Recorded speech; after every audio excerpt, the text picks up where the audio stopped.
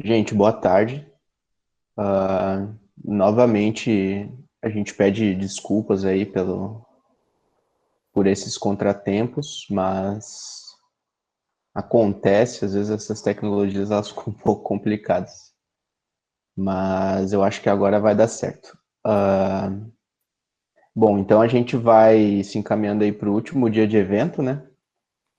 A gente vai ter aqui a presença do Jader e do Pedro para conversar um pouco com vocês, mas antes da gente iniciar, eu quero passar para vocês alguns recados. E, bom, um deles é em relação aos erros que a gente teve, né, dos links durante a semana, e teve um pessoal perguntando em relação às chamadas, às listas de frequência, né? Então, referente às salas que tiveram esse problema, vocês não precisam se preocupar com a frequência desses dias, tá? Quem teve esse problema não precisa se preocupar. Outra questão é em relação às palestras disponibilizadas no YouTube. Algumas em que os palestrantes deram autorização para a gente gravar, a gente vai disponibilizar no YouTube, né? Tanto dos mini cursos, e algumas já estão disponíveis, algumas palestras já estão disponíveis lá no canal do YouTube. Então vocês podem acessar. E eu acredito que até semana que vem as palestras, os minicursos vão estar disponíveis no YouTube também. Beleza? E em relação aos certificados, a gente vai ver se envia também, pelo menos até semana que vem, depois de começar a ver as listas de frequência e o formulário de avaliação também. Bom, outra coisa é em relação às informações que o professor Elidiomar deu da palestra dele sobre entomologia cultural. Elas vão estar disponíveis no comentário do vídeo da palestra, que foi postado já no canal lá no YouTube. Vocês podem visualizar lá também. E também, em relação à aula do professor Gonzalo, a gente vai enviar um material suplementar da palestra dele, né? Que foi dos cupins, pelo e-mail, para todo mundo, tá? E, bom, acho que por hora os recados que tinha para dar são esses, tá?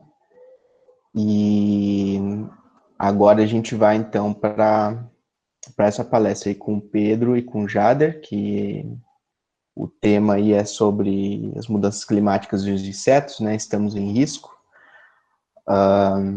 Tem gente chegando aqui ainda. Bom, eu vou fazer então uma breve apresentação aí, né? Mas antes disso, eu quero agradecer a disponibilidade do Jader, a disponibilidade do Pedro por vir aqui, né? Para falar um pouco para a gente desse tema. Obrigado, Jader, obrigado, Pedro. E, bom, a gente tem aí, então, o Pedro, né? Ele é biólogo com doutorado em ciências biológicas, zoologia pela USP, né? Tem experiência também na área de entomologia e zoologia, com ênfase em taxonomia e sistemática de griloide. Depois também a gente tem o Jader aí, que graduado também em ciências biológicas, bacharel pela Universidade de Araraquara, Uniarara, mestre em biociência e biotecnologia também pela Unesp, e também doutor em biociência e biotecnologia aplicada à farmácia, também pela mesma universidade. E apresenta experiência também com taxonomia de grupos de reduvide e curadoria de coleções entomológicas. Bom, eu passo a palavra, então, primeiramente para o Jader aí, né, para falar um Patrick, pouco. Oi. desculpa interromper, só dar um aviso pessoal.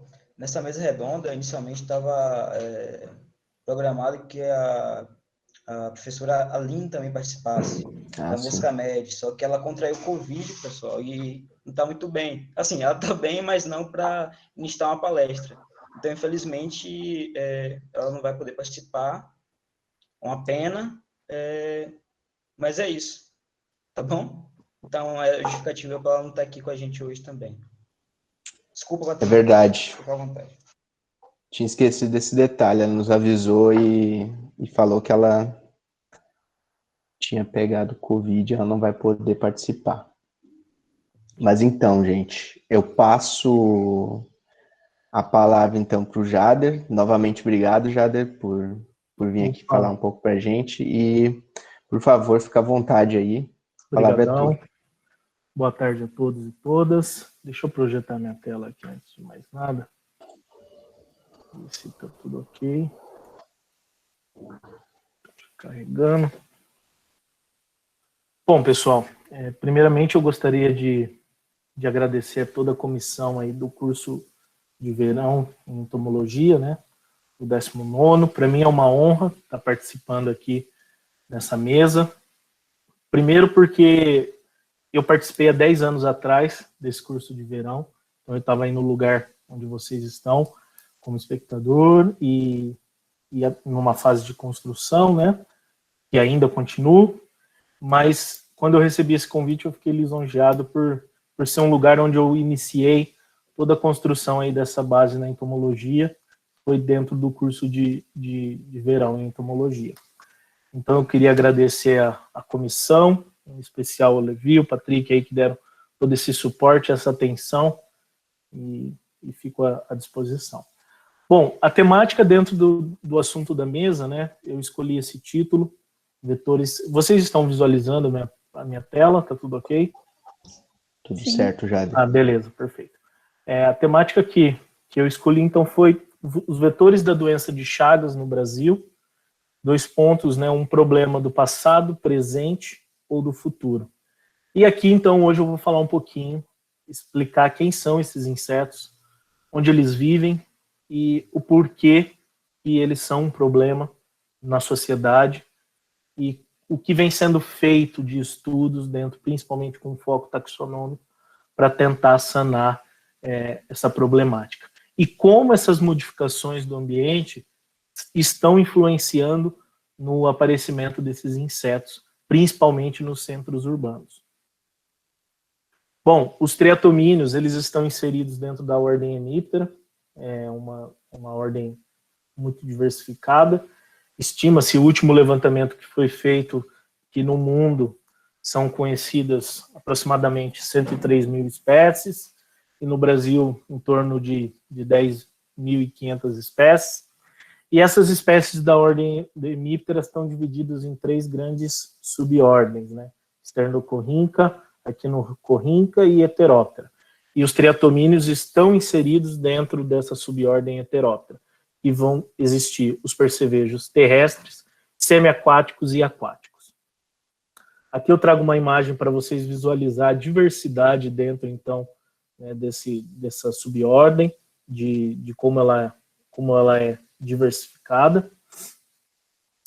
E dentro, então, dessa subordem Heteroptera, a gente tem uma das maiores famílias e mais diversificada, que é a família Reduvídea, que também vai apresentar uma diversidade aí no aspecto morfológico, genético e biológico. Então, os triatomíneos estão inseridos dentro dessa família. Uma característica muito interessante dentro da subordem Heteroptera são os hábitos alimentares, né? Então, a gente vai ter, dentro desse grupo, três conjuntos, né, de hábitos alimentares. Deixa eu ligar o meu pointer aqui. Nós vamos ter grande parte com o aspecto, né, da fitofagia, né, dos fitófagos, que vão estar se alimentando aí de seiva de plantas. Dentro de Reduvídeo, a gente vai ter 2 grandes grupos apresentando 2 hábitos alimentares, que são os predadores, conhecidos popularmente como percevejos assassinos. E então, dentro dessa família, nós vamos ter subfamílias que apresentam esse hábito de alimentação, e especificamente a subfamília Triatomine, que vai apresentar o hábito da hematofagia, então, que se alimenta de sangue de um hospedeiro vertebrado. Aqui eu trago 3 exemplos para exemplificar esses hábitos. Os fitófagos, a morfologia do aparelho bucal sempre vão apresentar 4 segmentos labiais, e esses segmentos labiais ultrapassam o primeiro par de perna. Essa probóscide, né, esse aparelho bucal desses fitófagos, geralmente é reto e comprida. Os predadores, podendo apresentar exceções, claro, né, pessoal, mas isso é uma grande característica no qual a gente distingue os triatomíneos desses demais insetos. Os predadores vão apresentar esse aparelho bucal relativamente curvado, não ultrapassando o primeiro par de perna, e é uma segmentação de 3 pares. Já os triatomíneos, a grande característica que distingue eles dos demais predadores é o aparelho bucal, e ele vai apresentar 3 segmentos labiais, não ultrapassando o primeiro par de perna, e a grande diferença é que esse aparelho bucal ele é reto, retilíneo, em relação à linha da cabeça. Então, essa é uma característica marcante. Mas por que esses triatomíneos, né, eles são tão confundidos com esses reduvídeos predadores e com outros heterópteros, fitófagos também? Devido à sua similaridade em algumas características morfológicas, né? Então, nós vamos ter alguns triatomíneos que compartilham características, principalmente do aspecto de coloração, do aspecto do conexívo. Conexívo é essa estrutura, essa lateral do abdômen. Então, eles vão apresentar características que geralmente acabam dificultando a separação desses indivíduos no contexto de subordem. Aqui eu trouxe um exemplo bem clássico que eu recebo muito, que as pessoas confundem muito quando vai fazer a separação desses grupos. Aqui no meio, Corycoris fusca, que atualmente é Spartocera fusca, é um inseto fitófago e muito confundido com triatomíneo. Às vezes é encontrado com aquele hábito de agregação nas plantas, e as pessoas confundem muito quando encontram em casa, achando que é um triatomíneo.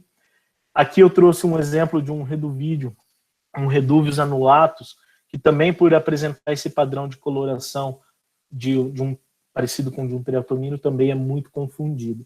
Então, quando você analisa a morfologia externa por vista dorsal desses insetos, quem não está familiarizado com o grupo acaba entrando aí numa questão de dificuldade para separação dessas espécies. Mas aí a gente entra na subfamília Triatomine, que é a qual eu vou falar um pouquinho hoje aqui para vocês. A subfamília Triatomine hoje, são conhecidas 156 espécies. Dessas 156 espécies, pessoal, elas são 153 espécies vivas, consideradas potenciais vetoras, e lá mais à frente eu vou explicar o porquê potenciais vetores.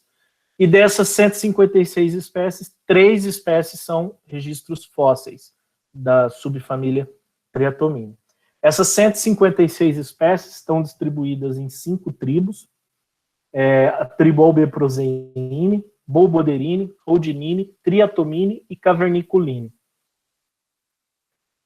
Bom, desde a primeira descrição da espécie de triatomínio, que foi Triatoma rubro-fasciata, no século XVIII, os triatomíneos sempre foram estudados de um aspecto entomológico taxonômico. Somente no ano de 1909, quando o médico sanitarista Carlos Rideliano Chagas descreveu a doença de Chagas, que esses insetos começaram a ter uma visibilidade e serem estudados ao nível de importância médica. Por que a partir desse ano? Porque neste trabalho de 1909 do Dr. Carlos Chagas, foi um trabalho que foi um divisor de água, tanto para entomologia médica, quanto para o cenário da parasitologia no Brasil e no mundo.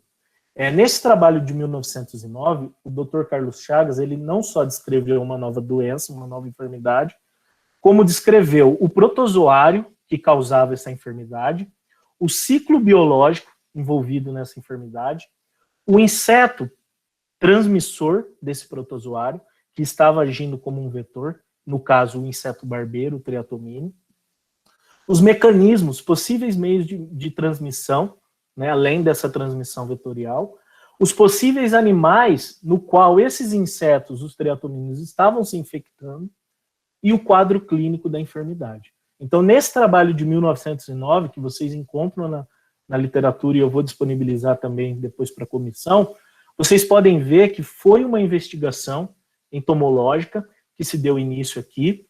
A espécie na qual o Dr. Carlos Chagas reportou a primeira vez aqui a doença de Chagas foi uma espécie do gênero Panstrongelus megistus, e é uma espécie que vocês vão ver que até hoje é encontrada com uma certa abundância. E aí, a partir, então, de 1909, todos esses estudos foram voltados aos triatomíneos, com um olhar não só entomológico, da arte da entomologia, mas sim com um olhar da entomologia médica, né, de uma importância médica. E aí, vários pesquisadores começaram a estudar esses insetos para entender por que ele se infectava, como se infectava, e todo esse entendimento que se fazia em cima desses insetos era para tentar controlar e criar estratégias para tentar controlar essas infestações desses insetos. Mas o que uma característica muito importante, né? Os triatomíneos, eles são hemimetábulos, então todo o seu ciclo vai de ovo, ninfa de primeiro estágio até ninfa de quinto estágio, adulto, macho e fêmea. Diferente dos dípteros vetores, todos os estádios evolutivos dos barbeiros podem se infectar com o protozoário, com o Trypanosoma cruzi.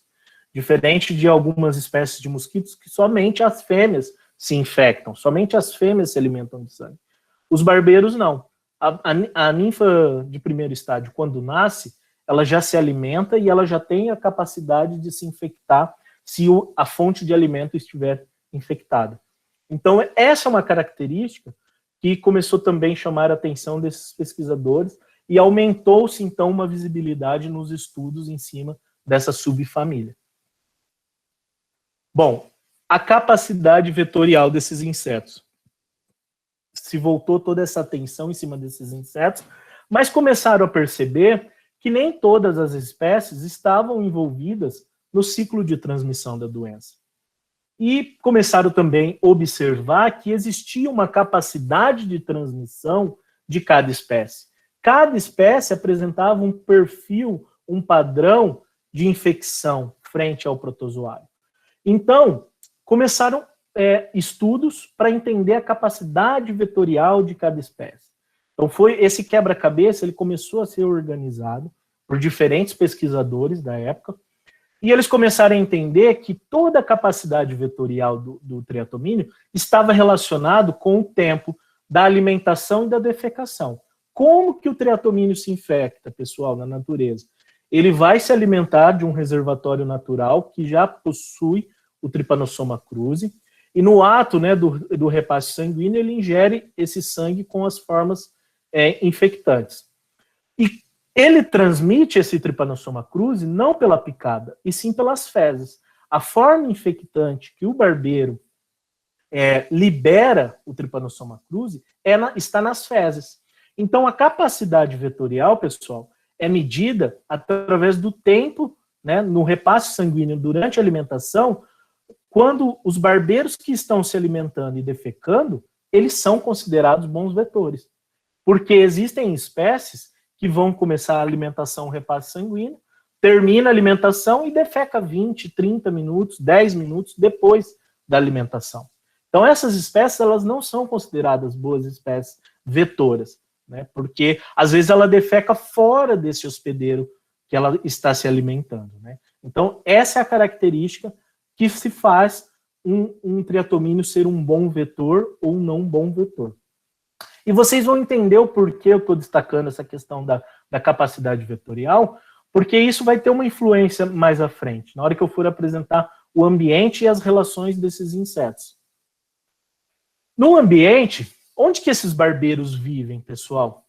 Então, esses triatomíneos, eles vão viver em 3 grandes ambientes, que eu separei e organizei em cima da literatura, que é o ambiente silvestre, o ambiente doméstico, e dentro desse ambiente doméstico vão existir 2 grandes campos que eles vão viver. No ambiente peridoméstico, que são os anexos das casas, algumas espécies se adaptaram a essas regiões, e intradomiciliar, dentro das casas. Então, os triatomíneos, existem espécies que vão viver somente no ambiente silvestre, existem espécies que vivem no ambiente silvestre e invadem esse ambiente doméstico, mas não coloniza, e existem espécies que invadiram o ambiente doméstico, se adaptaram e colonizam esse ambiente, seja ele no intradomicílio e no peridomicílio.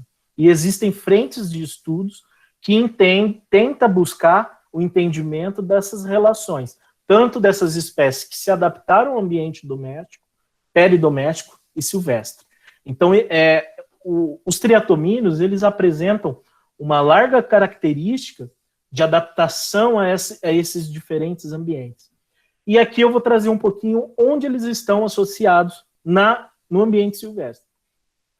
Barbeiro, pessoal, tenham sempre isso bem construído na cabeça de vocês. Barbeiro sempre vai estar associado com uma fonte de alimento. Você não vai ver barbeiro, você pode encontrar barbeiro caminhando, né, num deslocamento de um ecótico, de um local ao outro na natureza, mas a grande parte está vivendo em um ambiente no qual existe uma relação de uma fonte de alimento.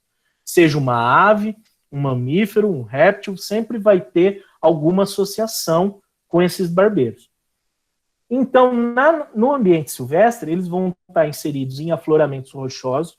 Geralmente, esses afloramentos rochosos servem de toca ou de abrigo para outra espécie no qual eles vão se alimentar.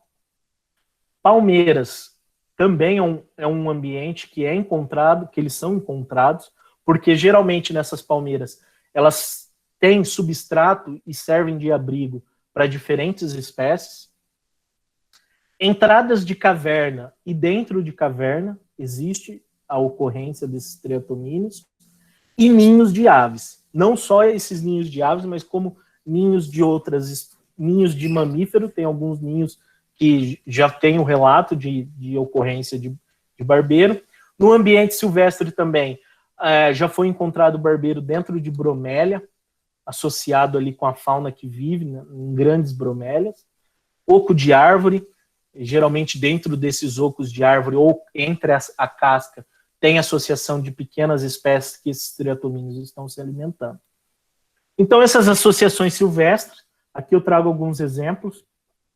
Já foi encontrado associação de barbeiro, né, e também já foi detectado no trato digestivo de triatomínio sangue de tatu, de macaco, de coati, de cutia, de teiu e de diferentes espécies de aves.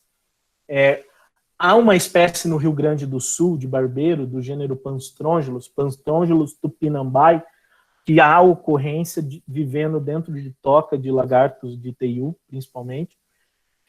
E assim como existem diferentes espécies que possuem uma estreita relação com o ninho de diferentes aves. Bom, no ambiente doméstico, pessoal, este é um cenário do ambiente doméstico que nós vamos discutir mais à frente, de um antigo cenário que existe, de áreas endêmicas, que esses triatomíneos estão inseridos, né, que são essas casas de pau a pique, casas de taipa, que em algumas regiões do Brasil ainda existe, e nessas áreas esses triatomíneos são considerados endêmicos, porque são encontrados com uma alta incidência devido a essa associação. Nos anexos dessas casas. E por que essa associação com essas casas, pessoal? Porque toda essa arquitetura possibilita esse triatomínio se alimentar dentro da casa do ser humano, ou do animal que ali vive junto com o ser humano, e se esconder, né, dentro dessas frestas, e se reproduzir e colonizar essas casas. E no ambiente, né, nos anexos desse ambiente doméstico, considerado peridomicílio, geralmente nesses anexos possuem criações, seja ali ou de coelho, de galinha, de porco, ou um curral, ou até mesmo nesses anexos existem lugares onde um gato, um cachorro, dorme à noite. E, geralmente esses triatomíneos estão associados com esses ambientes, certo? Essas associações, como eu relatei, então vai desde, né, desses animais domesticados, só que também, pessoal, não podemos excluir que em algumas dessas regiões há uma fauna silvestre que transita entre o ambiente silvestre e esse ambiente que a gente chama de ambiente doméstico. Então, esses triatomíneos também vão estar associados com essa fauna. E aí que aumenta o risco dessas espécies se infectar. E aqui eu coloco o homem no centro dessas associações, porque o homem sempre está associado nesse ambiente doméstico e ele está em risco, né, no ciclo de transmissão do Trypanosoma cruzi frente aos triatomíneos. Bom, pessoal, eu já expliquei para vocês quem são esses barbeiros, né, o que eles comem, onde eles vivem, essas relações.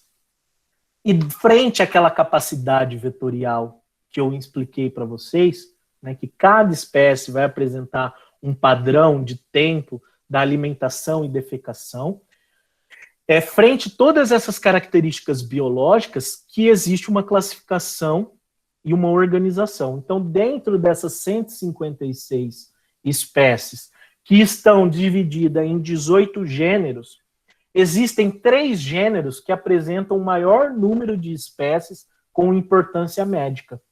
E esses 3 gêneros são Panstrongylus, o gênero Triatoma e o gênero Rhodnus. E as características para separar esses 3 grandes gêneros, pessoal, é a inserção da antena. Então, cada gênero vai apresentar um padrão de inserção. O gênero Panstrongylus, essa inserção é bem próxima aos olhos. O gênero Triatoma, essa inserção é na porção mediana da cabeça. Mediana a quê? Aos olhos e ao extremo da cabeça.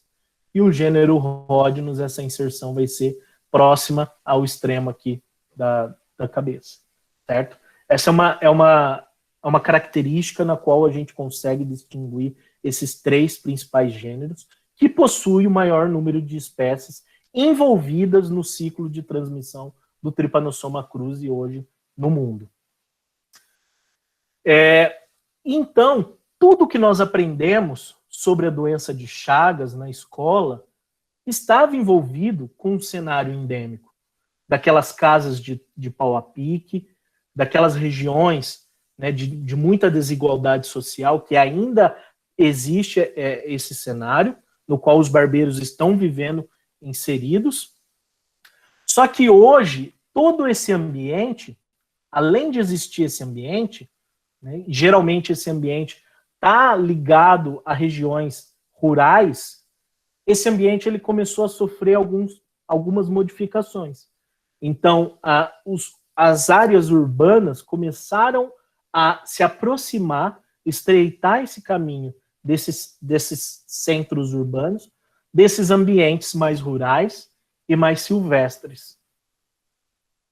Então, aqui eu trago 2 exemplos de 2 publicações, destacando que do ano de 2000 para cá, esses cenários de surto de áreas endêmicas com a ocorrência desses triatomíneos, elas ainda existem e estão sendo estudadas.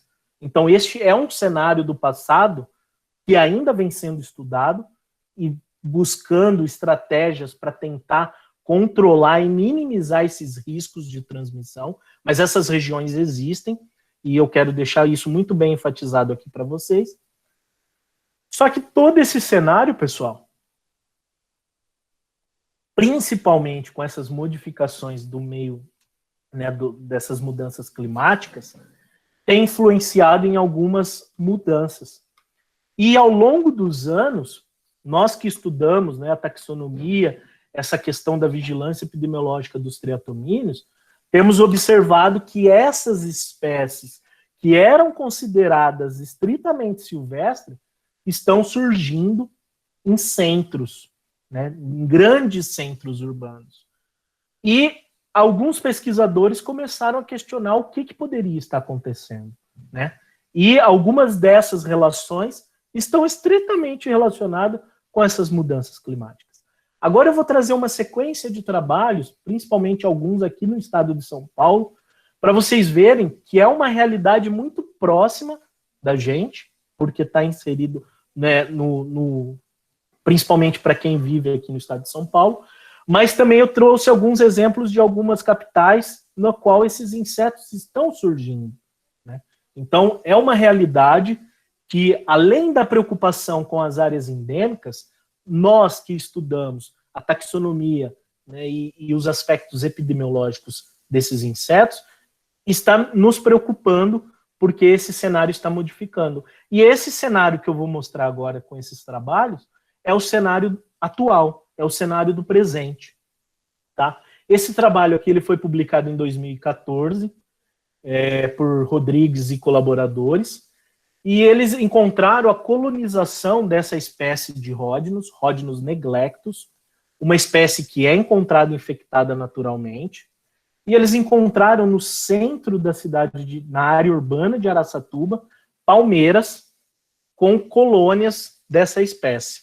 E aqui eles fizeram nesse trabalho, eles fizeram todo um padrão de caracterização dessas populações, e foi muito importante esse trabalho que serviu de base para uma vigilância epidemiológica ao longo dos anos. Então esse foi um grande start nessa região, um trabalho que a SUSEM executou e executa até hoje com excelência no estado. Assim como todas as demais agências em diferentes estados do Brasil tenta fazer, né? Por que eu falo que tenta fazer? Porque geralmente esses órgãos de vigilância epidemiológica não estão só focados em doença de Chagas, eles têm um controle de diferentes endemias, e doença de Chagas, o controle epidemiológico de triatomínio é mais uma das enfermidades dependendo da região. Bom, esse trabalho aqui foi realizado pelo grupo do laboratório no qual eu me formei. Foi um trabalho realizado no município de Monte Alto. Monte Alto é interior aqui do estado de São Paulo, no qual vocês podem ver aqui esse fragmento aqui de área verde no centro da cidade. Tinha essas duas torres de prédio aqui, essa letra B, e o pessoal desses prédios começaram a relatar que esses insetos estavam invadindo os apartamentos. E aqui foi montado toda uma equipe para fazer montar um inquérito entomológico para entender da onde possivelmente esses insetos estariam vindo, né, para invadir esses prédios.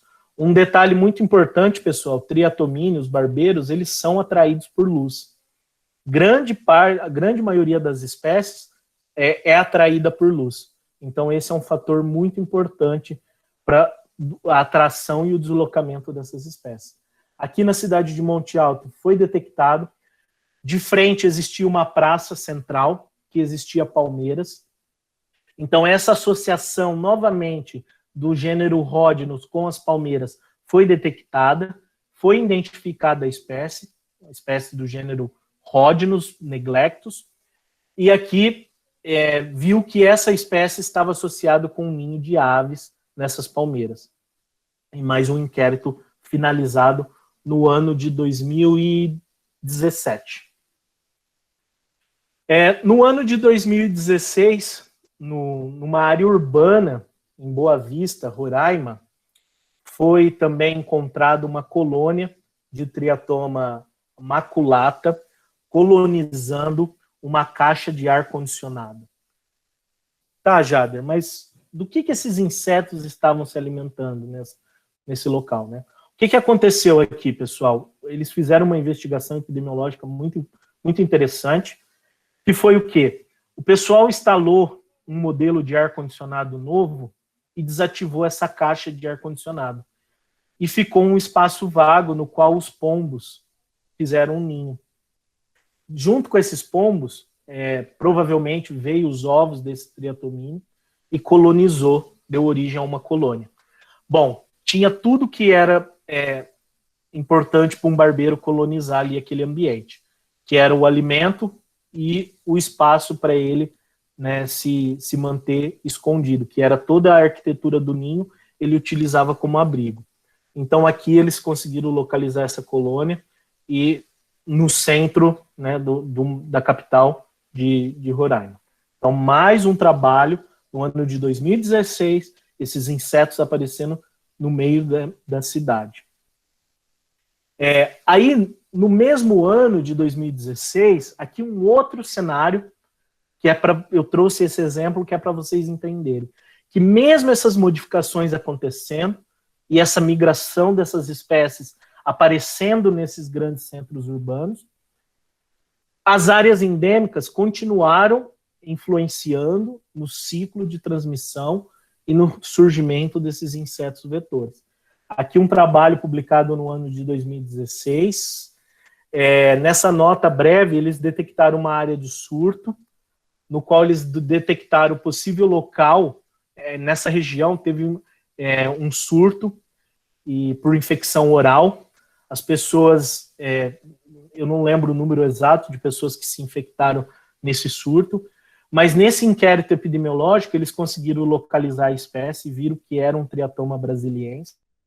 E que esses barbeiros, aqui tem uma imagem 2D ilustrando ele nas madeiras, eles estavam colonizando essas madeiras, que possivelmente estava sendo utilizada por algum motivo, né, dentro desse engenho, e esses barbeiros estavam sendo triturados com a cana-de-açúcar nessa região. E aí, provavelmente, aqui foi o ponto inicial desse surto de infecção por via oral, mas a infecção por via oral sempre acarretada do triatomínio infectado, da espécie infectada. Por isso se faz necessário a identificação e a detecção dessa espécie no ambiente.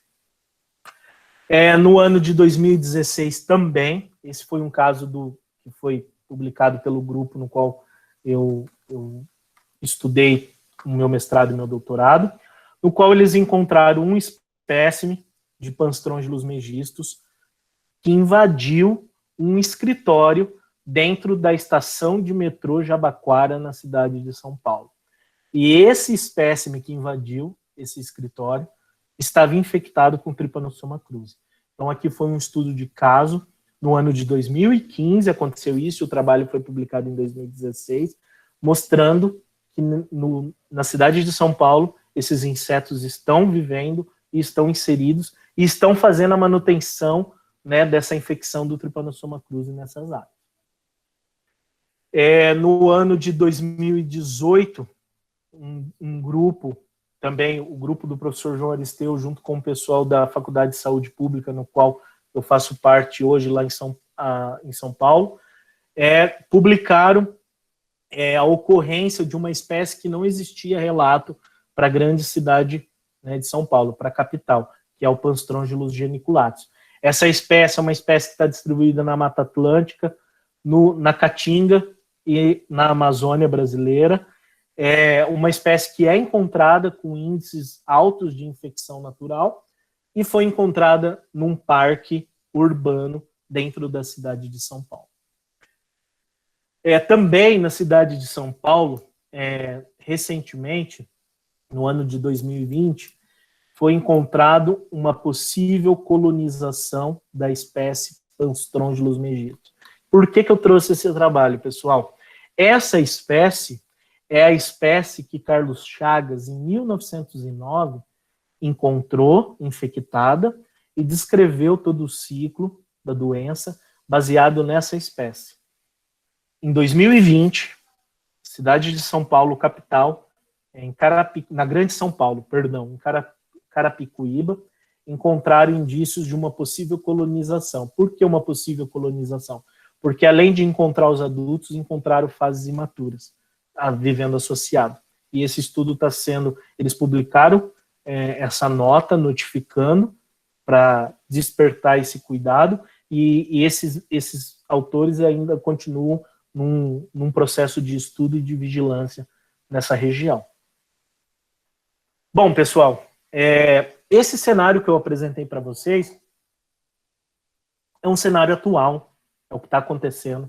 Os barbeiros estão inseridos, né, eles vêm aparecendo. E aqui eu trouxe agora alguns relatos de identificações informais que eu fiz num grupo de entomologia via Facebook. Mas o porquê que eu trouxe isso aqui, pessoal? Isso aqui eu trouxe para trazer um panorama de como vai ser essa projeção, né? Porque a gente acha que esses barbeiros não estão aparecendo, né? Que a doença de Chaga é uma doença do passado, né? Mas essas notificações, essa diversificação, esse amplo espectro que vem surgindo de diferentes espécies em diferentes locais aparecendo dentro de casa, isso é preocupante. E é preocupante, eu vou falar mais à frente o porquê. Então, aqui, 6 de janeiro de 2021, essa pessoa publicou perguntando se era um barbeiro, e essa foto aqui é um barbeiro, é um Triatoma tibia maculata, em Nilo, Peçanha, na Bahia. Nesse caso aqui, em São Carlos, aqui interior de São Paulo, cidade na qual está inserida a UFSCar, Universidade Federal de São Carlos. Essa pessoa publicou pedindo a confirmação da identificação do espécime de um Panstrongelus megistus. Aqui um exemplo, 2 exemplos do estado de Minas Gerais, uma no ano de 2021, agora em janeiro, e aqui em dezembro de 2020, 2 espécies de importância epidemiológica, Triatoma sórdida, Panstrongelus megistus.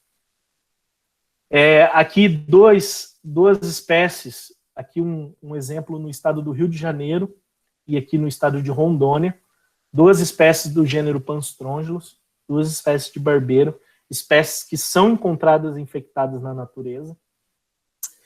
E essas espécies são encontradas relativamente com índice alto de infecção. Isso que é preocupante, mais ainda, é mais preocupante. Então, toda essa pergunta que foi colocada no título da apresentação, pessoal, é possível responder agora, né? Os vetores da doença de Chagas no Brasil, um problema do passado, do presente ou do futuro, né? É um problema, né, porque nós tivemos muito caso no passado, é um problema atual no presente e há uma preocupação nesse futuro próximo. E fazendo uma grande associação desses triatomíneos, não só os barbeiros é uma preocupação, um problema do futuro, como outras espécies de insetos vetores, de artrópodes vetores, né? Aqui eu trouxe mais 3 exemplos. Aqui os insetos flebotomínio, né, o mosquito palha, vetor da leishmaniose no Brasil. Aqui os percevejos de cama, que são heterópteros também, simicídios, que causam um grande problema hoje no Brasil. E aqui um mosquito do gênero Aedes, que é um grande problema na transmissão aí de dengue, zika e chikungunya. Então, esse problema, né, os vetores da doença de Chagas, é um problema para o futuro e temos que nos preocupar. Por que nós temos que nos preocupar? Porque não basta ter só essa vigilância epidemiológica, esse controle, né, desses insetos, porque a doença de Chagas, pessoal, quando a gente vai lá na Organização Mundial da Saúde, esses dados aqui não são dados empíricos, são dados baseados cientificamente, foram retirados da Organização Mundial da Saúde.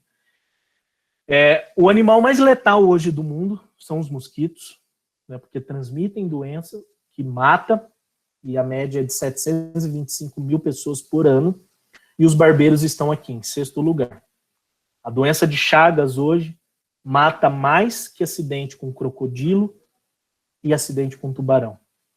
Então, assim, é uma preocupação, não podemos negligenciar isso, e é um cenário que está em constante modificação.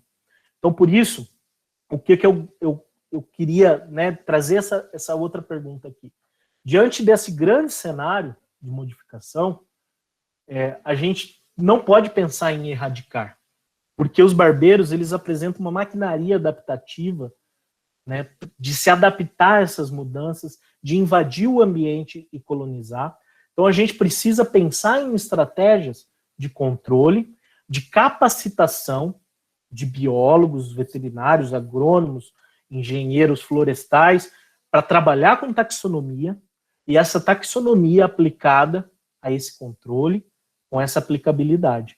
Porque hoje no Brasil tem poucos taxonomistas trabalhando, e quando eu falo pouco, pessoal, é fazendo um panorama comparado com o mosquito, com outros insetos vetores. Tá? São poucos pesquisadores trabalhando com a taxonomia pura desses insetos vetores da subfamília Triatomina. Esse daqui é um mapinha ilustrativo interessante dessa área verde, é a área de Mata Atlântica conhecida quando o Brasil foi descoberto. E hoje é essa faixa aqui, acredita-se, que é essa faixa verde que nós possuímos de Mata Atlântica.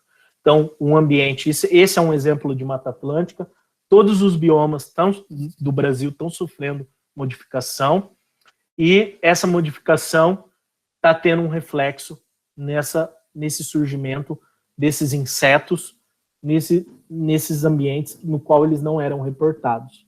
Pelo menos no passado eles não eram reportados nesses grandes centros urbanos. Hoje nós temos um grande aliado que é a tecnologia, que é a internet do nosso lado, e nós conseguimos aumentar o rastreamento dessas espécies. E aqui a grande pergunta que o Dr. Coura levanta nesse trabalho de 2013, mas é uma pergunta muito atual. Doença de Chagas, controlar, eliminar ou erradicar? É possível? Eu respondo para vocês, é possível. Controlar. Erradicar é uma palavra que eu não usaria neste momento. Bom, era isso que eu tinha para falar aqui com vocês, dar esse panorama, né, sobre essa subfamília, do cenário. Essa é uma frase que eu gosto muito de um pesquisador que já faleceu, Rodolfo Baldo Carcavalo, trabalhou na Argentina, trabalhou no Instituto Oswaldo Cruz, um taxonomista, contribuiu muito para a subfamília Triatomina, para os estudos taxonômicos, e ele falava que é fundamental conhecer cada espécie em profundidade, em todos os aspectos da sua história natural, para controlar a sua expansão, intervindo em sua biologia. E é isso que a gente está buscando e tentando fazer com os insetos da subfamília Triatomina. Eu deixo aqui o meu e-mail, o que vocês precisarem, fica à disposição, pode me escrever, material didático, identificação, instrução, né, para esses insetos. Se quiserem conhecer o grupo de pesquisa, o Insetário de Triatomina, as portas estão abertas, me escreve, a gente combina de conhecer o insetário, as espécies que são mantidas vivas no insetário. Hoje no nosso insetário é o maior insetário do mundo, vivo. A gente tem 200 colônias de barbeiro, distribuído em 57 espécies. Aqui está o site da nossa coleção, e esse site foi publicado recentemente, é um banco de imagens para uso didático, científico, para todo o público. E foi um projeto financiado pela FAPESP, que possibilitou a gente digitalizar esse número de espécies e disponibilizar para a população, para a sociedade e para o meio acadêmico. É de domínio público. Se fizer o uso das imagens, só dar os créditos ao banco de imagens. E esse banco está em constante atualização. Deixo aqui o meu agradecimento à comissão organizadora e à FAPESP, que é quem financia a minha bolsa de estudo para desenvolver as pesquisas aqui no estado de São Paulo. Muito obrigado a atenção de vocês. E no final, a gente faz uma discussão e abre para perguntas. Muito obrigado. Certo, Jader. Muito obrigado, muito boa palestra, pessoal elogiando bastante aqui. Deixa eu parar aqui, ó. Eu acho que é um tema muito pertinente, assim, né? Vai até além da entomologia, assim, por questões de saúde pública, assim, né? Sim. Muito importante. Parou a apresentação parou. Beleza. Eu acho que eu vou aproveitar. É uma problemática, né? Está inserida aí, né? E é uma realidade. Isso a gente não pode negar isso. Uhum. Mas no final acho que a gente discute mais para não tomar o tempo do Pedro. Pode ser? Beleza. Então, tá chegando as perguntas aqui, mas eu acho que eu vou deixar para o final, então. Perfeito, melhor. para a gente já seguir aqui. Então, de novo, Jader, obrigado. Com a disposição. E a gente vai ficar agora com o Pedro, então. O Pedro vai falar um pouquinho para vocês aí. Deixa eu tentar compartilhar aqui. Beleza.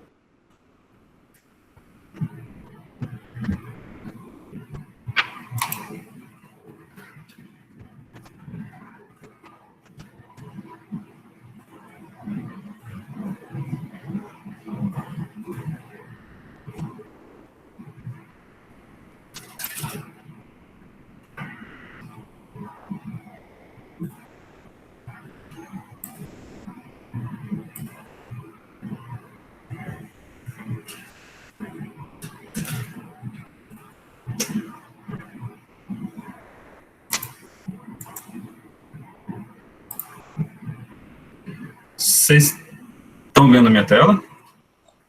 Sim, Pedro. Tá apresentando. Tá, estão me ouvindo bem? Sim. Tá, então vamos começar. Quanto tempo eu tenho para falar? Então, deixa eu ver aqui. Por favor. uns 45 minutos. Ah, tá ótimo. Mas fica à vontade. Pode ficar à vontade. Qualquer coisa você me interrompe, mas acho que não vai passar, não. Tá, tranquilo. Boa tarde, pessoal. Antes de começar, quero parabenizar a comissão do curso por continuar mantendo o curso, né?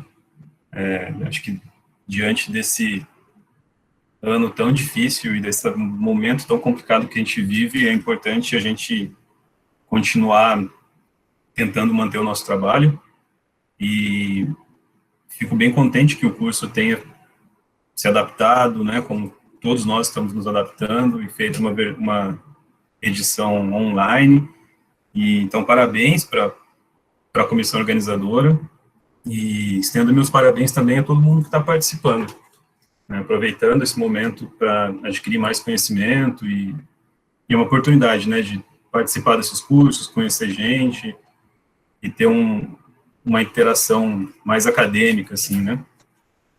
Obrigado pelo convite.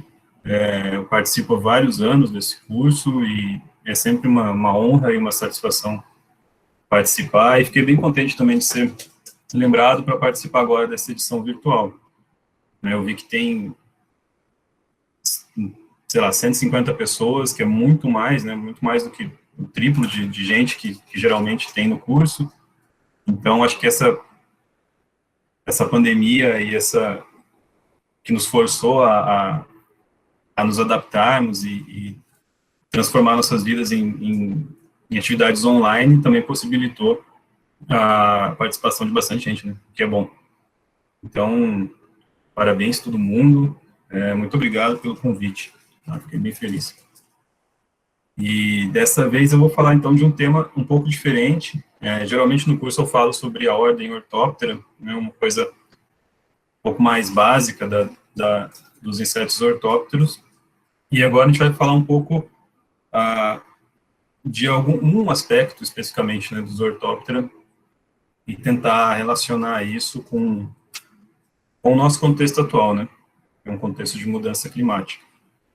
Eu não me apresentei, eu sou Pedro, eu sou professor do Departamento de Entomologia do Museu Nacional da UFRJ. E então, o que a gente vai falar agora é sobre nuvens de gafanhotos, né, que é um tema um assunto que está bastante em evidência, e relacionar isso com mudanças climáticas, né? Será que há alguma relação? O que a gente pode esperar disso, né, para o nosso futuro? Bom, antes de começar, vamos voltar um pouquinho no tempo, e essa é uma reconstrução de mais ou menos 1.400 anos antes de Cristo, uns 3.500 anos atrás, da atual capital do Egito, né, de Cairo, e aonde, né, alguns milênios atrás floresceu o grandioso Império Egípcio, né? E mais ou menos aí 1.400, 1.500 anos antes de Cristo, no Egito, né, aconteceu um evento historicamente importante, né, até para a nossa civilização, que foi quando o povo hebreu estava coabitando, né, o antigo Egito e sendo escravizado ou algo do tipo, e eles então fugiram do Egito e foram para o Oriente Médio, né, onde eles estão até hoje. E a gente tem um livro, né, que conta, que narra a saga, ou que narra a fuga desse povo do Egito e o deslocamento deles para o Oriente Médio, né. Esse livro é o livro do Êxodo, que é o segundo livro do Antigo Testamento da Bíblia cristã, e também faz parte da Torá judaica, né, uma história muito antiga, né, de que tem alguns milênios, e que conta, então, a história do deslocamento desse povo, né, do Egito para o Oriente Médio. Aí eu destaquei aqui, então, no capítulo 10 do Êxodo, que fala da 8ª praga. Tem algum momento da história, não sei se vocês são familiarizados com a história do Êxodo, provavelmente quem foi criado em família católica sabe um pouco, quem leu a Bíblia sabe bastante, mas quem viu esse filme que está aqui, que é um filme bem legal até, do Ridley Scott, né, também conhece um pouco da história. Então, em algum momento, durante essa fuga dos hebreus, Deus mandou várias pragas, né, sobre os egípcios, e a 8ª praga delas foram os gafanhotos. Então, isso aqui é um textinho da Bíblia, né, que fala que, no capítulo 10, né, o Senhor Deus disse a Moisés: estenda a mão sobre o Egito para que venham gafanhotos. Eles virão e comerão todas as plantas da terra e tudo que a chuva de pedra não destruiu. Então Moisés estendeu o bastão sobre o Egito, e o Senhor mandou do leste um vento que soprou sobre o país um dia inteiro e uma noite inteira. E aí, no outro dia, o vento tinha trazido os gafanhotos. E os gafanhotos se espalharam sobre todo o Egito e invadiram toda aquela região em quantidades enormes, como nunca havia acontecido antes e nunca mais acontecerá. Cobriram de tal maneira o chão que ele ficou preto. Devoraram toda a vegetação, todas as frutas que haviam sobrado da chuva de pedra, e no Egito não sobrou nada verde nas árvores e nas plantas. Então, veio uma nuvem gigante de gafanhoto e comeu toda a vegetação, né, do Egito. E uma nuvem de gafanhoto, que acho que todos vocês já devem ter visto, é algo mais ou menos assim, né? São milhões e milhões e milhões de indivíduos se deslocando e se alimentando de tudo que vem pela frente.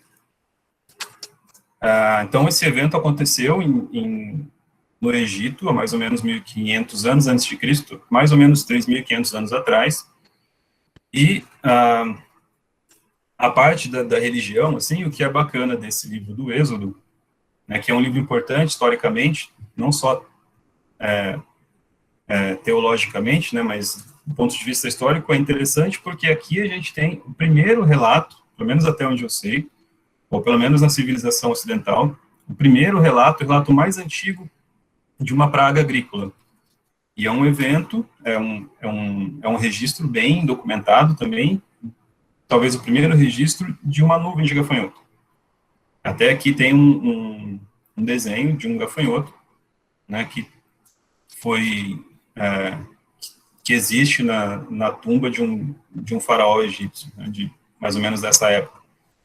Então, a gente sabe que, há pelo menos 3.500 anos, a humanidade, né, lida com as nuvens de gafanhoto, né, e que essa é um fenômeno que ocorre no Egito, né, e aqui, como ele foi descrito, eles falaram que, né, o evento foi tão grande que nunca tinha acontecido antes e nunca mais acontecerá. Mas, apesar desse ser um relato bem interessante do ponto de vista histórico, né, porque ele dá esse relato de uma nuvem de gafanhoto, esse registro bem antigo, se a gente pensar no Cairo, no Egito, hoje, mais ou menos 3.600 anos depois, Deus continua mandando a 8ª praga, né? Porque continua acontecendo nuvens de gafanhotos na região. Então, esse é um evento que aconteceu milênios, que na verdade que acontece há milênios, e que continua acontecendo. É um fenômeno biológico, é um evento natural, né? E que continua acontecendo no Egito. Então, nuvem de gafanhoto é um evento, um fenômeno biológico que a gente convive há muito tempo. Hoje em dia, né, e sempre foi, na verdade, um evento de grande impacto econômico, porque esses deslocamentos dessas populações de gafanhotos, eles destroem as plantações todas. Hoje em dia, ele é um problema grave, um problema social muito grave, um problema econômico muito grave. Porque esses gafanhotos, pelo menos aqui, na África, eles ocorrem em países muito pobres. Então, eles acabam devorando as plantações agrícolas e há, de fato, assim, uma grande perda de comida mesmo para a população. Então, a gente convive com isso há muito tempo, e nessas regiões, principalmente na África, no chifre da África, próximo ao Egito, Oriente Médio, esse é um fenômeno que causa grande impacto em populações, e muitas vezes fazem com que populações inteiras tenham que se deslocar, migrações de populações em busca de alimento, porque os gafanhotos acabam comendo todo o alimento disponível. Nessas nuvens de gafanhotos, como a gente vai ver para frente, a gente tem milhões e milhões de indivíduos, e cada gafanhoto, quando ele forma uma nuvem, cada um deles consegue comer por dia o seu próprio peso em comida. Então, se a gente pegar 1 km² de uma nuvem de gafanhoto, tem mais ou menos 40 milhões de indivíduos, e eles comem mais ou menos a mesma quantidade que 35 mil pessoas comeriam em um dia. Tem nuvens de gafanhotos que têm 10 km² e que pode ter mais ou menos 400 milhões de indivíduos. Então, são nuvens gigantescas, e o impacto disso é um impacto gigante também. Então, a gente tem, né, quando a gente tem essas nuvens de gafanhotos, nos lugares onde elas ocorrem, a gente encontra isso, né? Tudo fica coberto por milhões e milhões de indivíduos. É um evento bastante impactante, assim, né? Então, aqui mais só algumas fotos para vocês verem aqui eles se deslocando. E aí isso demanda um grande investimento, né, e demanda muito dinheiro no controle, na tentativa de erradicação dessas populações ou desses indivíduos, utilizando, né, várias formas de controle. Pois bem, então a gente tem, né, um problema com nuvens de gafanhotos em alguns lugares do mundo, né, não são em todos, e é um fenômeno que ocorre há vários milênios. Aí a gente chega, né, no famigerado ano de 2020, foi um ano, está sendo ainda, né, um ano bastante difícil, uma pandemia mundial, incêndios generalizados no mundo inteiro, onde a gente perdeu 30% do Pantanal, a gente vem perdendo áreas na Amazônia diariamente, e como se não bastasse, né, tudo isso ainda a gente ainda tem, né, o problema das nuvens de gafanhotos, que ficaram bastante tempo aí na mídia, né, bastante tempo em voga aí no ano passado. Então, há mais ou menos um ano atrás, em 2020, em janeiro de 2020, a gente começou a ter essas notícias nos veículos internacionais falando sobre as infestações na África. Aqui uma notícia do Guardian falando que no Quênia tinha a maior infestação de gafanhotos em 70 anos. Em fevereiro, começa a ter as notícias aqui, né, essas notícias em destaque aqui no Brasil, né, falando dessas grandes nuvens de gafanhotos, essa grande infestação que teve, né, estava tendo na época na região do Quênia, Somália, Etiópia, né, ali no chifre da África e no Oriente Médio. E aí, em junho de 2020, pronto, né, chegou no Brasil agora. O pensamento nosso foi que, ferrou.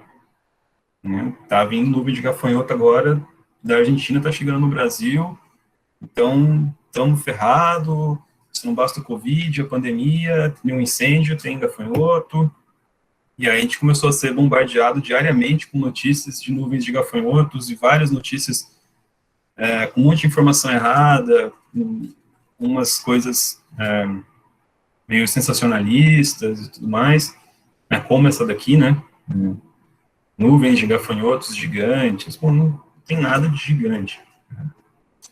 Mas a gente ficou vários meses, né, com essas notícias de nuvens de gafanhotos e um monte de gente, um monte de jornalistas escrevendo algumas bobagens, e, enfim.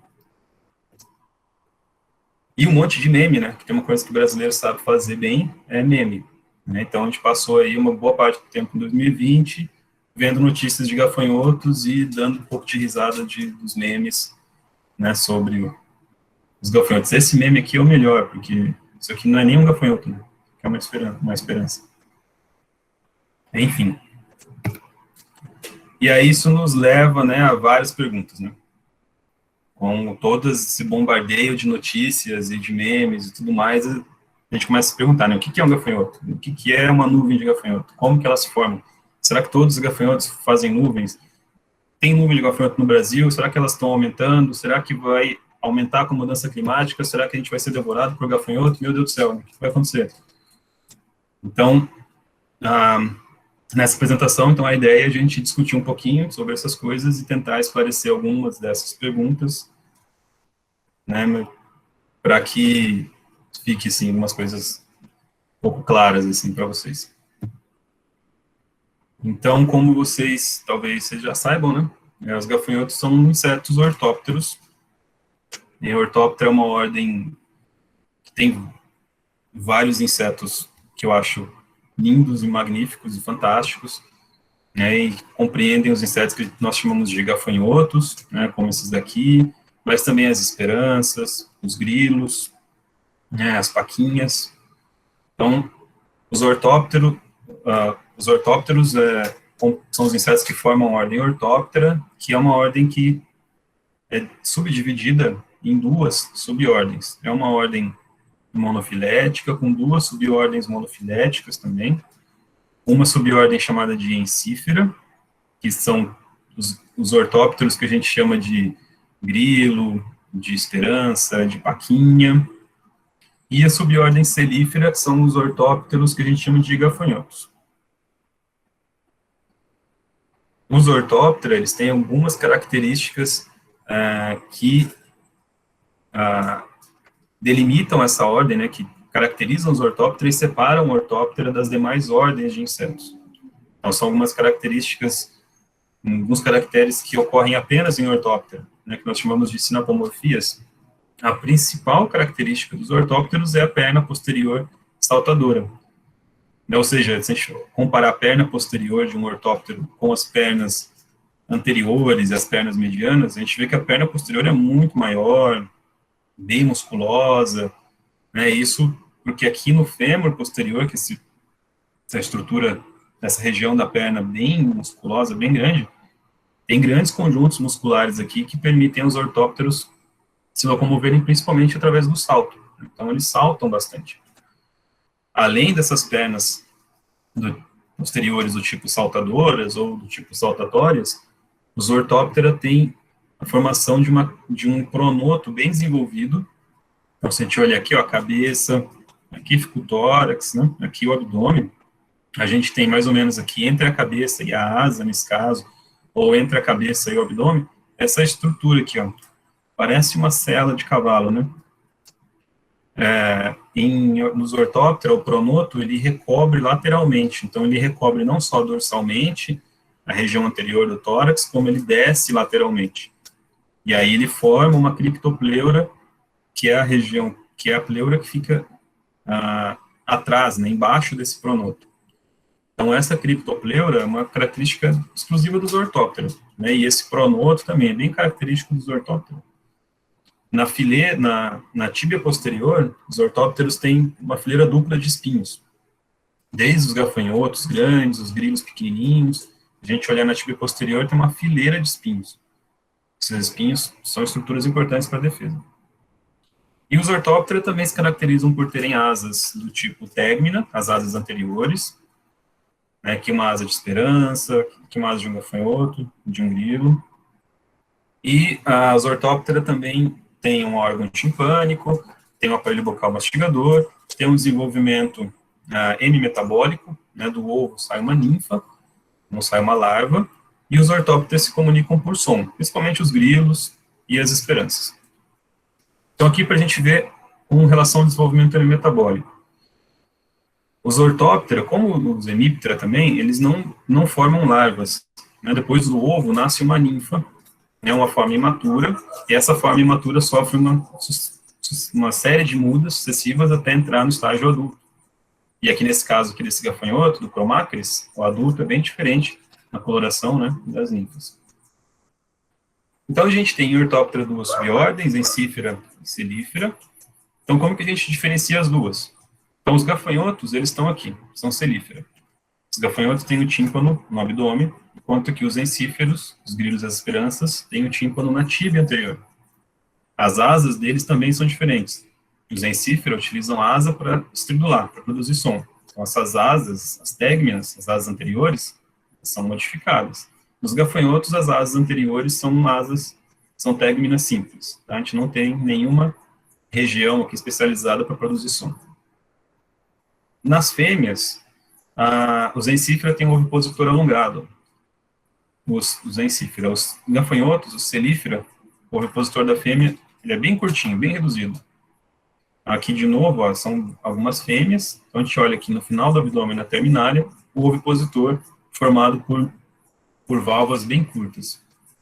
Isso é interessante porque as fêmeas dos gafanhotos ovipõem no solo. Então, elas enterram o abdômen, colocam os ovos, que eles ficam agrupados, às vezes até quase formando uma oteca, mas eles ficam agrupados aqui no solo, né? Eles ficam protegidos no solo.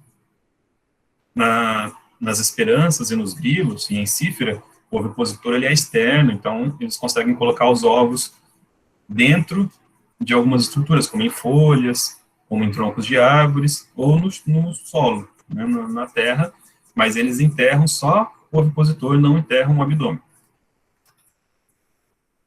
Então, a principal forma de a gente separar um gafanhoto, um celífera, de um grilo ou de uma esperança, de um encífera, é a antena.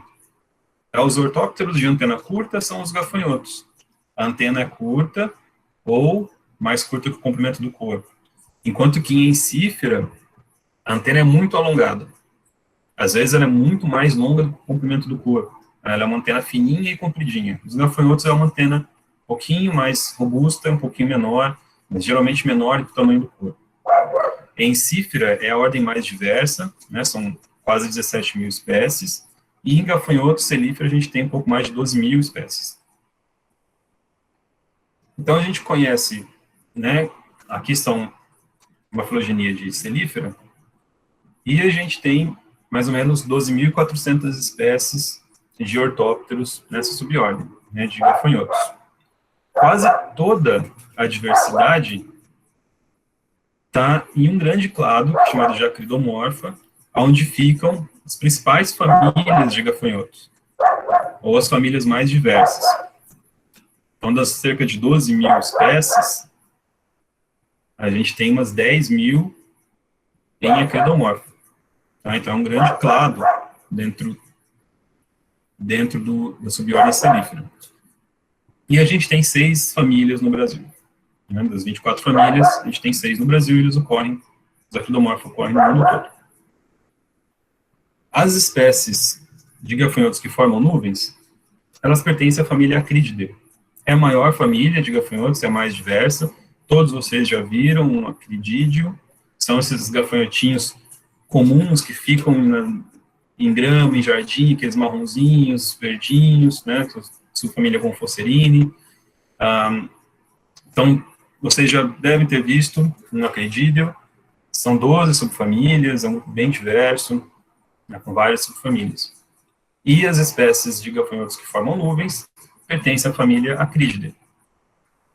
Bom, então a gente já sabe o que é um gafanhoto. E agora, nuvens de gafanhotos, né? O que são, como que se formam, né? Será que todos eles formam nuvens? Então, a gente tem, na família Acrididae, né, cerca de 7 mil espécies. Em Acrididae, a gente tem, né, cerca de 7 mil espécies conhecidas, a gente tem cerca de 25, entre 20 a 25 espécies que são capazes de formar nuvens. Tá? Então, são poucas espécies.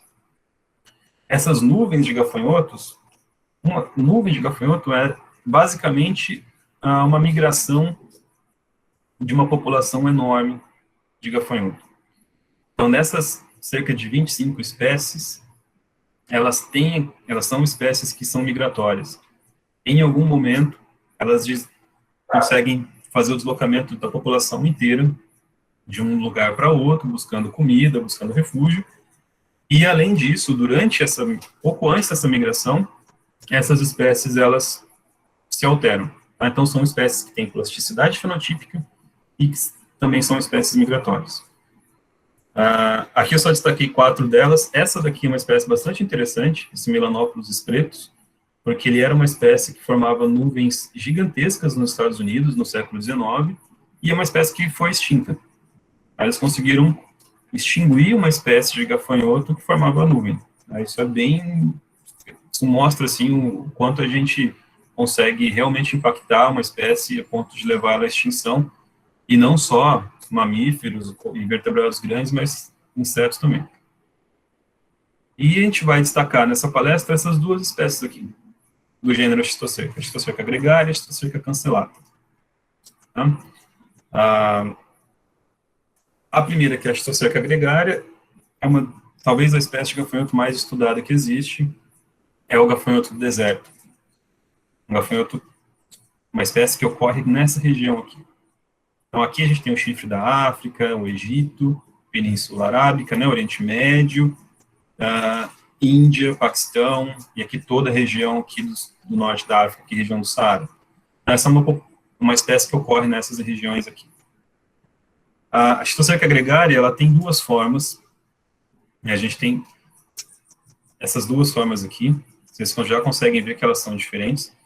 A Schistocerca gregária na fase solitária, o adulto, e aqui na fase gregária, amarelinha. Então, o que acontece com essa espécie? A Schistocerca gregária, como as outras 20 e poucas espécies de gafanhotos que formam nuvens, que a gente chama de pululações, é um termo técnico para nuvens, são espécies que têm plasticidade fenotípica, aonde elas têm 2 fases que são morfologicamente e fisiologicamente diferentes, que é a fase solitária e a fase gregária. A cor muda, o comportamento muda, a anatomia muda. Isso muda quando essas espécies vão formar essas nuvens. Então, durante uma boa parte da vida, do ciclo natural dessa espécie, as populações são solitárias, né, os gafanhotos, eles são solitários, geralmente, as espécies são solitárias. Em algum momento, por alguma mudança ambiental local, essas espécies que são solitárias, os indivíduos solitários, viram indivíduos gregários, o comportamento muda, e aí a gente tem a formação de uma nuvem de gafanhoto, quando toda a população migra de uma vez só. Então, um deslocamento em massa de uma população inteira de gafanhotos. Isso acontece quando eles estão nessa fase aqui. E somente 20 e poucas espécies chegam nessa fase. Não, tem essa fase, tem essa plasticidade fenotípica. Tá? 99% das espécies de gafanhotos são espécies que não têm essa plasticidade fenotípica. São sempre indivíduos solitários. Algumas poucas espécies, cerca de 25, têm uma fase gregária e tem a formação de nuvem. Que isso ocorre mais ou menos da seguinte forma. Geralmente, os gafanhotos eles são solitários e as ninfas são solitárias. As fêmeas colocam os ovos, nascem essas ninfas, elas se dispersam no ambiente e elas vão ter a vida dela, vão se alimentar, vão fazer as mudas até chegar na fase adulta. Nesses locais onde elas ocorrem, geralmente, após períodos de chuvas, principalmente chuvas prolongadas, essas populações elas aumentam, porque se tem muita chuva, o ambiente fica mais úmido, a gente tem mais comida, tem mais planta. Os gafanhotos eles são herbívoros. Em algum momento, pode vir uma seca, e essa quantidade de alimento diminui, porque com a seca as plantas morrem. As poucas plantas que resistem a um período de seca, as poucas plantas que continuam verdes nesse período de seca, elas são tomadas pelos indivíduos que estão buscando alimento. Então, vocês imaginam que tem uma área, tem um monte de gafanhotos nessa área, todos os gafanhotos vivendo normalmente, a população vai aumentando quando tem um período de chuva, quando está mais úmido, tem mais planta, tem mais gafanhoto. Em sequência vem uma seca, as plantas começam a rarear, e esses gafanhotos que estão no ambiente começam a ficar agrupados nas poucas plantas disponíveis. Quando eles ficam agrupados nessas plantas, essas ninfas, esses indivíduos começam a se encostar. Eles começam a ocupar a mesma folha, e essas ninfas começam a encostar uma na outra. Quando ocorre esses encontros entre os indivíduos, principalmente quando eles começam a encostar as pernas, né, principalmente as pernas posteriores, eles começam a encostar um indivíduo no outro, esses encontrões, eles vão estimular cerdas sensoriais das pernas. Esse estímulo nessas cerdas sensoriais vai desencadear descargas de serotonina.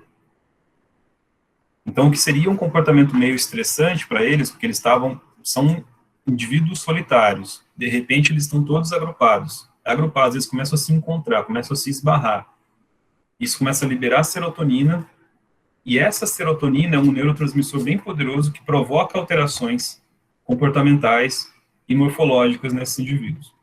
Então, um indivíduo que era solitário, ele passa a ser sociável, ele passa a buscar socialidade, buscar outros indivíduos, começa a se alimentar mais velozmente e começa a se mover mais rapidamente. Esses indivíduos gregários, eles mudam de cor, né, eles se tornam amarelados, e aí a gente tem a outra fase, que é a formação da fase gregária, quando eles estão amarelados, com um comportamento diferente do comportamento da fase solitária. Essas ninfas, então, na fase gregária, elas vão chegar à fase adulta, elas vão se reproduzindo, e elas vão aumentando, a população vai aumentando. Em algum momento a gente tem populações grandes, de indivíduos gregários, com ninfas e com adultos, disputando alimento. Esse alimento começa a diminuir, porque está um período de seca, e quando esses gafanhotos estão adultos, eles têm as asas bem formadas, e em algum momento que ainda não está totalmente claro, ocorre um start, e essa população busca outros territórios. A população inteira se desloca de uma só vez. Então, todos os indivíduos saem voando, eles são bons voadores, e milhões e milhões de indivíduos que estão em um local começam a se deslocar. E nesses deslocamentos, eles vão se alimentando de tudo que eles encontram pelo caminho, porque a formação de uma nuvem e o deslocamento dessa nuvem nada mais é do que o deslocamento de uma população em busca de comida e em busca de território. Só que todos os indivíduos saem de uma vez. E eles vão se alimentando, se reproduzindo. Cada lugar que eles param, eles ficam uma parte do dia voando, eles param em um lugar, se alimentam, se reproduzem, fazem suas atividades, no outro dia eles vão de novo. Esses adultos gregários, eles também têm mudanças anatômicas. O cérebro deles é diferente, né? Principalmente o lobo mediano aumenta de tamanho em relação a um indivíduo solitário. As pernas também são diferentes, né? Na primeira geração de indivíduos, de ninfas que são gregários, as pernas são menores do que as pernas dos indivíduos solitários, o fêmur é menos robusto, mas é um fêmur que consegue economizar energia no deslocamento. E as asas também. Então, eles têm algumas alterações anatômicas que fazem com que eles fiquem muito tempo voando e se deslocando por muitos e muitos quilômetros por dia. E aqui a gente tem, então, o gafanhoto do deserto, né, a estação gregária, que ocorre nessa região, e os vários registros de nuvens dessa espécie ao longo da história. Então, tem muito na Índia, no Paquistão, no Afeganistão, em toda a Península Arábica, no Oriente Médio, aqui no chifre da África, no norte da África, em ilhas do Atlântico. Na década de 80 ou 90, não lembro, uma nuvem de gafanhoto muito grande aqui dessa região atlântica da África conseguiu chegar até no Caribe. Alguns indivíduos atravessaram o oceano. Então, essa é uma espécie muito bem estudada. A gente tem um escritório da FAO, da ONU, dedicado ao monitoramento do gafanhoto do deserto, justamente porque ele ocorre numa região muito pobre, que é essa região aqui do chifre da África. São países com uma política muito complicada, são países economicamente muito frágeis, e a gente tem grandes impactos sociais com as nuvens de gafanhotos nessa região.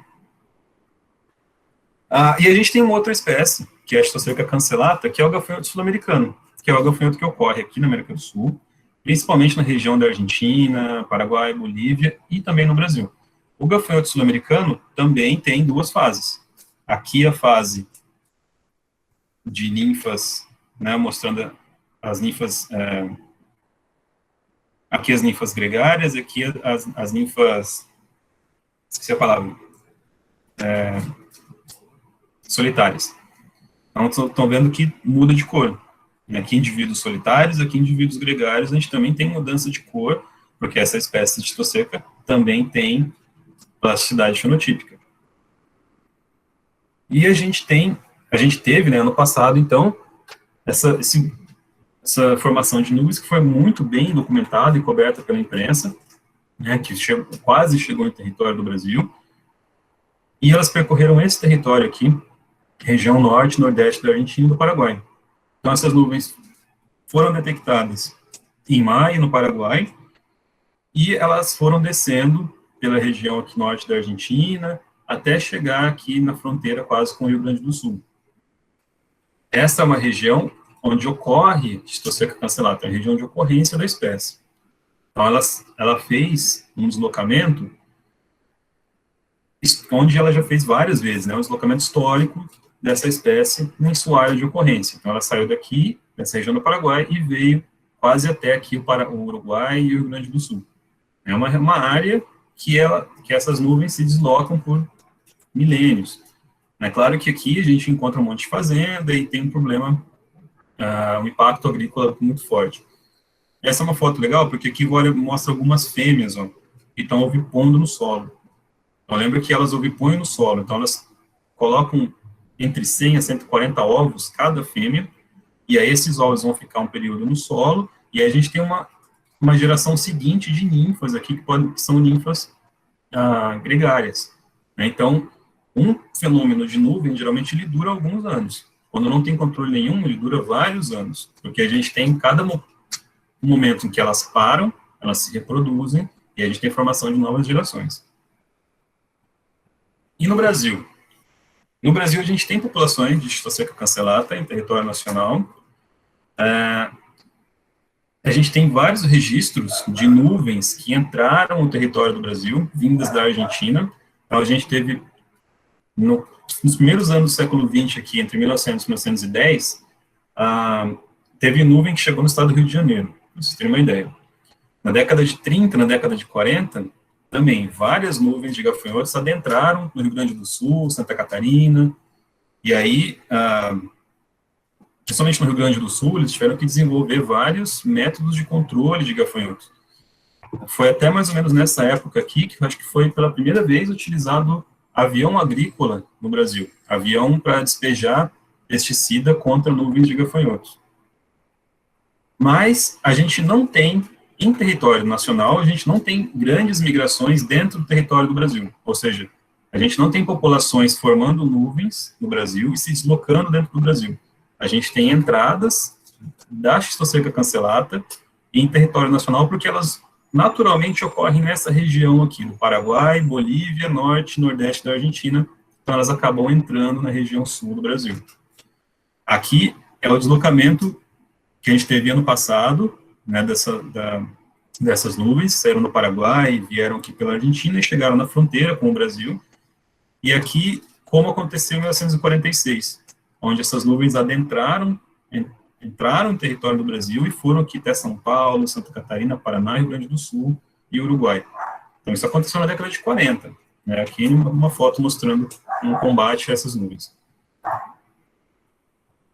O controle é bastante complicado, porque as nuvens são muito grandes, a quantidade de indivíduos é enorme.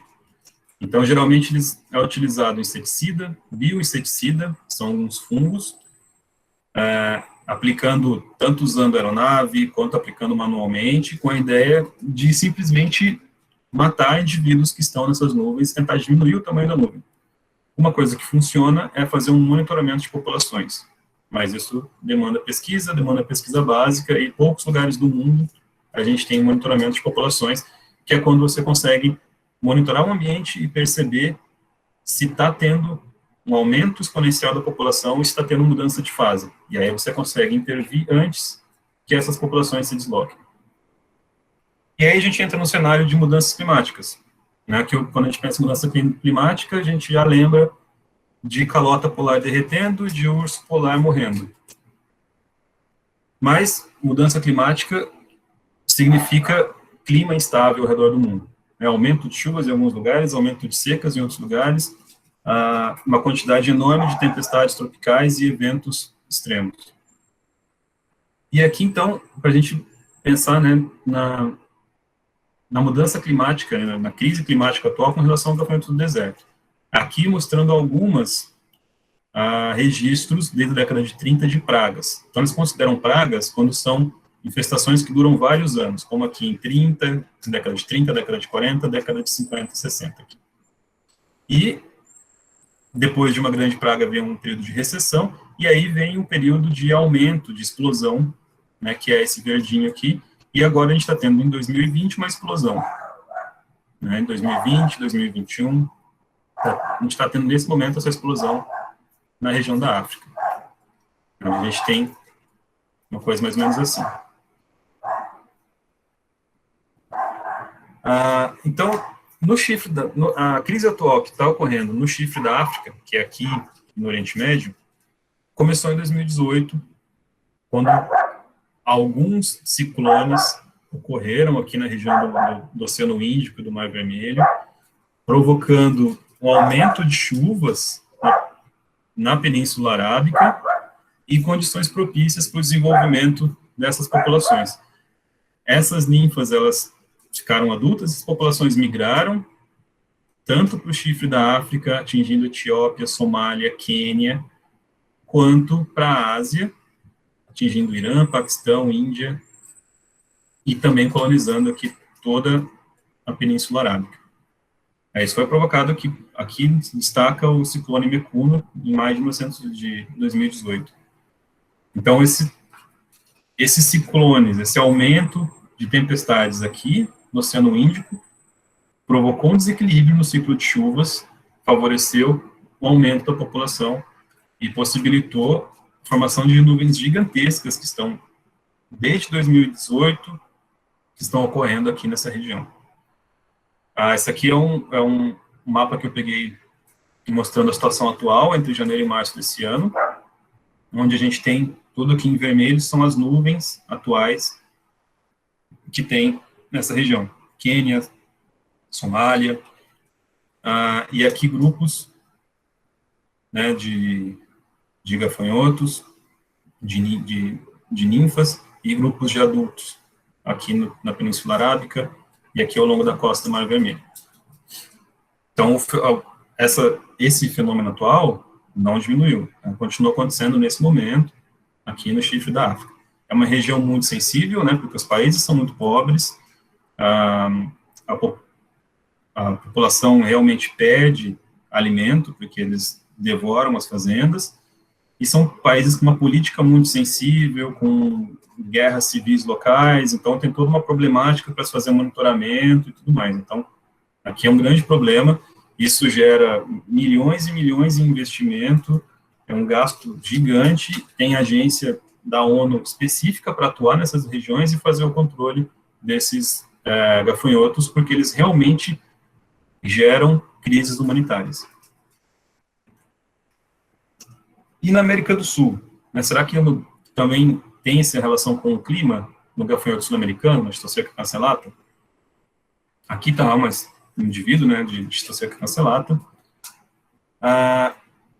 e aqui foi o deslocamento dessas últimas nuvens. Saíram do Paraguai, se deslocaram pelo norte, nordeste da Argentina e chegaram na fronteira do Rio Grande do Sul e Uruguai.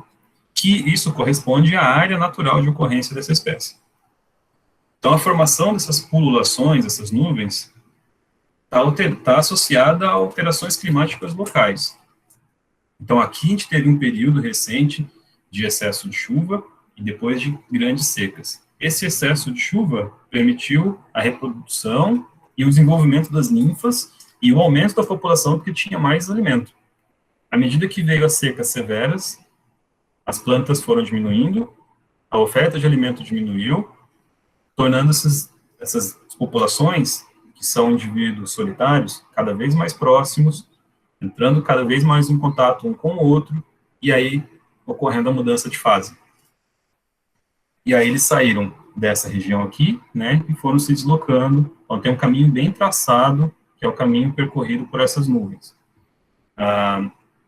E essa formação dessas nuvens tem a ver com mudanças climáticas locais.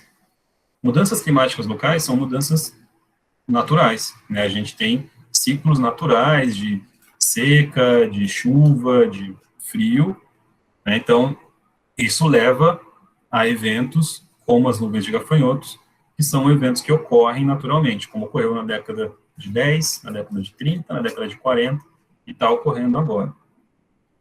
Mas e o futuro? Né? Será que, com as mudanças climáticas globais, será que a gente vai ter mais nuvens de gafanhoto? Então, se a gente pensar em mudança climática, a gente pensa nas consequências, né? A temperatura dos oceanos muda, os oceanos ficam mais quentes, isso causa interferências em correntes oceânicas, causa interferências em massas de ar, informações de massa de ar, deslocamento de massa de ar, e isso leva, né, promove um aumento de eventos extremos, de ciclones, de tempestades tropicais, de chuvas muito severas, e isso acontece também aonde essas espécies que formam nuvens ocorrem, como aqui, né, na Península Arábica, aqui no Chifre da África. Na região do Oriente Médio, aqui um ciclone que ocorreu em 2018, a gente teve uma série de ciclones nessa região, uma série de chuvas e a formação de grandes populações de gafanhotos que ficavam aqui. Aqui é uma região de deserto, mas teve muita chuva, teve fonte de alimento, teve formação de grandes grupos de gafanhotos. À medida que veio a seca, esses gafanhotos se deslocaram da Península Arábica para o continente africano, da Península Arábica para o continente asiático, e ficaram se movendo entre esses lugares buscando alimento. Então, se a gente começa a ter um aumento desses eventos extremos, a gente espera que as consequências disso sejam mais comuns, entre elas a ocorrência de nuvens de gafanhotos com as mudanças climáticas nessas áreas de ocorrência natural dessas espécies. A mesma coisa na América do Sul. A gente tem a área de ocorrência natural da Distocerca cancellata, é essa área aqui. Aqui, se a gente começa a ter cada vez mais secas extremas, chuvas extremas, a gente vai ter a formação, talvez, cada vez mais comum, de nuvens de gafanhotos, que é um fenômeno natural, porque são populações que estão migrando, né, uma espécie que está migrando de um lugar para outro, mas para a nossa espécie é um problema porque a gente tem fazendas por aqui. Então, isso impacta a nossa agricultura e dá um impacto econômico bastante severo. Tá? Obrigado pela oportunidade, não sei se eu falei muito rápido. Deixo aqui meu contato com vocês, as redes sociais do laboratório, o site do laboratório. Obrigado, espero que vocês tenham aproveitado. Pô, Pedro, muito obrigado aí. Nossa, eu sempre fico muito impactado com essas informações aí, de, por exemplo, do que tu falou das nuvens de gafanhoto que equivalem, que comem a não sei quantas mil pessoas em consumo de alimento, né? Nossa, isso é meio assustador. Exatamente, é muito assustador. Eu acho que a galera ficou um pouco impactada aqui também com essas informações. Bom, Então, só dando segmento aqui, seguindo, a gente tem algumas perguntas, mas antes de entrar nisso, gente, eu acho que é melhor a gente não fazer um intervalo e seguir direto para o tempo não ficar muito apertado, beleza? Aí, deixa eu ver, tem algumas perguntas aqui, eu acho que eu vou seguir na ordem para ficar mais fácil de seguir. Então, começando das perguntas que veio primeiro para o Jader. Beleza. Bora lá. Teve uma pergunta aqui da Vilma. Ela pergunta quais as espécies que são capazes de transmitir a doença de Chagas? Todas. Das 153 vivas, todas são potenciais vetores. O que a gente não sabe é que nem todas já foram encontradas infectadas naturalmente pelo Trypanosoma cruzi. Mas mais de 50% das espécies já foram encontradas e mais de 70% de todas as espécies conhecidas já foram infectadas em laboratório. Então a gente tem essa garantia, essa segurança em falar isso. Mas todas são potenciais vetoras aí na transmissão. Inclusive um fóssil foi descrito como uma possível espécie nova de Trypanosoma cruzi fóssil. Olha que interessante. Na República Dominicana. Fóssil da República Dominicana. É em âmbar. Eu vou mandar toda essa literatura, Patrick, para você, aí você distribui para o pessoal. É super interessante. E um dos fósseis tem essa datação aí. Nossa, que massa. Interessante mesmo. Então essa relação é muito mais antiga do que a gente imagina. Desse vetor, relação parasita-vetor. Legal. Bom, obrigado, Jader. Então, acho que tem mais perguntas aqui. Tem uma do Rafael. Ele pergunta o seguinte: tem-se alguma ideia da origem do Trypanosoma cruzi como uma analogia ao SARS-CoV-2, que algumas investigações atuais sugerem ser proveniente de morcegos? Não dá para saber pontualmente por quê. Porque Trypanosomatide, no geral, está presente em diferentes reservatórios. Só para vocês terem uma noção, Trypanosoma cruzi já foi detectado molecularmente em mais de 150 espécies de mamífero na natureza. Então, assim, é uma diversidade muito grande. Há grupos de pesquisa, o grupo da professora Marta Teixeira, do ICB da USP de São Paulo, junto com o professor Ernei, eles estudam a evolução desses trypanosomatídeos. Mas existe, sim, uma linhagem dentro dos subgrupos de Trypanosoma cruzi que tem origem de morcego, que é o Tcbat. É uma linhagem de Trypanosoma cruzi que acredita-se que saiu dos morcegos. Mas dentro de Trypanosoma cruzi há uma subdivisão filogenética de 6 grandes grupos, cada um com uma divergência de origem. Interessante também. Bom, acho que tem mais uma pergunta para o Jader. Jader, quem pergunta é a Fernanda. Pergunta o seguinte: essas notificações que você citou, chega de que forma até vocês? Eu acho que ela está se referindo à coleta de dados das cidades, eu acho que tu mostrou. Então, o sistema funciona assim. Na teoria, na prática, era para toda notificação do município. Eu vou fazer o caminho. Se vocês encontrarem um barbeiro, o que vocês têm que fazer? Vocês têm que pegar esse inseto e levar para o centro de controle, seja de endemias, de zoonoses do município que vocês residem. Quando esse barbeiro chega lá, a primeira triagem que é feita é saber estar infectado ou não está. Se ele está infectado, a notificação é lançada no SINAM, no Sistema Nacional. Então, ao lançamento da notificação do triatomínio, da ocorrência do barbeiro, e se está infectado ou não. Posteriormente, esse dado fica disponível. Só que como há uma demanda do sistema, como eu falei, por diferentes endemias, e o município cuida de diferentes endemias, dependendo da região, há subnotificações. Essa notificação não chega no sistema. Entendeu? Então, aí que entra esse braço da universidade. Muitas das notificações chega por rede social, aí a pessoa consegue enviar para a gente consegue fazer um diagnóstico, fechar, às vezes, um inquérito e notificar o Ministério da Saúde. Entendeu? Então, é uma triangulação entre a sociedade, a universidade e o Ministério da Saúde, que dá para ser feito entre a sociedade e o Ministério da Saúde, e dá para a universidade trabalhar nessa triangulação. Interessante. Aí a gente vê também a importância de ter um sistema integrado, né? Mas isso na teoria acontece perfeitamente, mas quando a gente vai para a prática, há muita demanda e falta gente, né? Na verdade, na linha de frente. Então, o nosso trabalho de taxonomia, identificação, instrução, entra nesse braço aí. Certo. Massa, Jada. Bom, só vamos dar uma corridinha aqui. A gente tem uma pergunta que agora é para o Pedro. Que quem fez foi a Alana.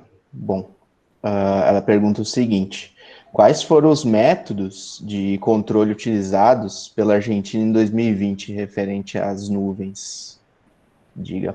O que eles utilizaram, na verdade, o controle é feito quando elas param, né?